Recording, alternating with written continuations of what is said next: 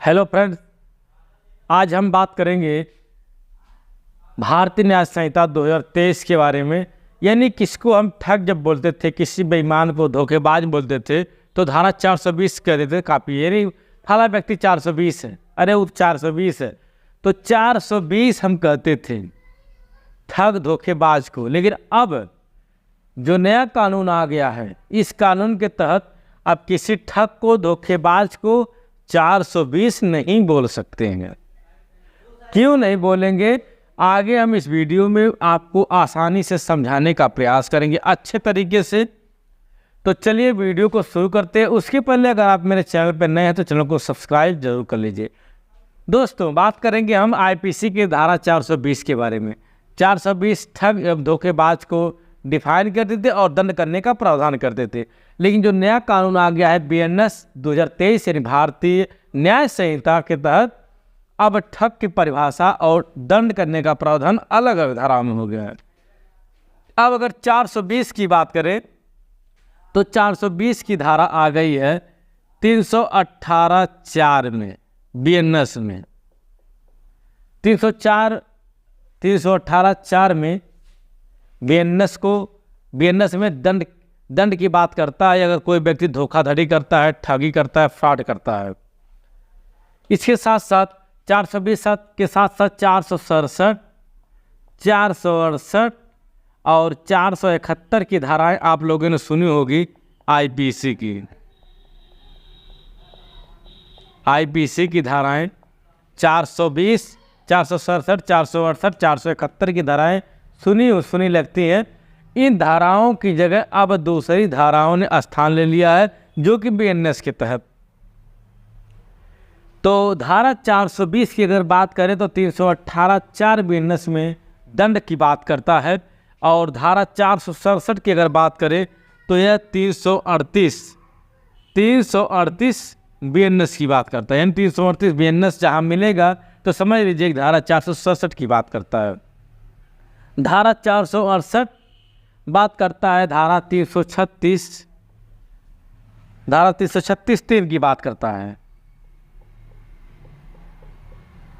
और धारा 471 बात करता है 340(2) के बीएनएस के बारे में। बात समझ में आई? धारा 420, 467, 468, 471 की जगह अब हम पढ़ेंगे धारा 318(4), धारा 338, धारा 336(3), धारा 340(2) भारतीय न्याय संहिता। यहाँ तक बात समझ में आ गई। तो आगे हम बात करेंगे इसके बाद। अब बात करेंगे दोस्तों धोखाधड़ी को 4 भागों में विभाजित किया गया है। यानी 4 तरह के दंड दिए गए हैं धोखाधड़ी के बारे में, 4 तरह के। ठीक है, तो पहला जो है सामान्य धोखाधड़ी की बात करता है। सामान्य धोखाधड़ी, अगर सामान्य धोखाधड़ी आता है तो इसमें 3 साल की सजा है। 3 साल की सजा है। सामान्य धोखाधड़ी कहीं होती है तो 3 साल तक की सजा है। अगर आर्थिक, भौतिक, शारीरिक धोखाधड़ी होती है, ठगी होती है, तब उसमें 3 साल तक की सजा, 3 साल तक की सजा है या जुर्माना है या तो दोनों है। बात समझ में आई? अगर सामान्य, आर्थिक, शारीरिक, भौतिक दंड की धोखाधड़ी होती है तो 3 साल की सजा या जुर्माना या दोनों से दंडित किया जा सकता है। बात करेंगे हम तीसरे नंबर की। तो तीसरा बात करता है विशेष माध्यम से समव्यवहार द्वारा पूर्ण रूपेण अगर धोखाधड़ी होती है तो इसमें यह बात करती है 5 साल तक की सजा। 5 साल की सजा, जुर्माना अथवा दोनों से दंडित किया जाएगा।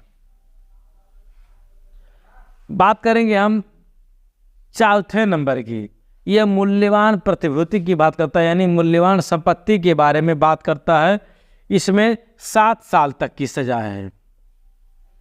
7 साल की सजा, जुर्माना अथवा दोनों से दंडित करने का प्रावधान किया गया है। तो समझिए, सामान्य धोखाधड़ी होती है तो 3 साल तक की सजा, अगर शारीरिक भौतिक शारीरिक धोखाधड़ी होती है तो 3 साल की सजा या जुर्माना या दोनों से दंडित किया जाएगा। अगर विशेष माध्यम से संव्यवहार द्वारा अगर धोखाधड़ी होती है तो 5 साल जुर्माना अथवा दोनों से दंडित किया जाएगा। अगर मूल्यवान प्रतिभूतियों की धोखाधड़ी होती है तो 7 साल सजा, जुर्माना अथवा दोनों से दंडित किया जाएगा। यहाँ तक बात समझ में आई। दोस्तों, ये धोखाधड़ी के मामलों में 60 दिन के अंदर विवेचक चार्जशीट लगा देगा। अगर नहीं लगाता है तो उसको कारण बताना होगा कि किस कारण से वह चार्जशीट नहीं लगाया है।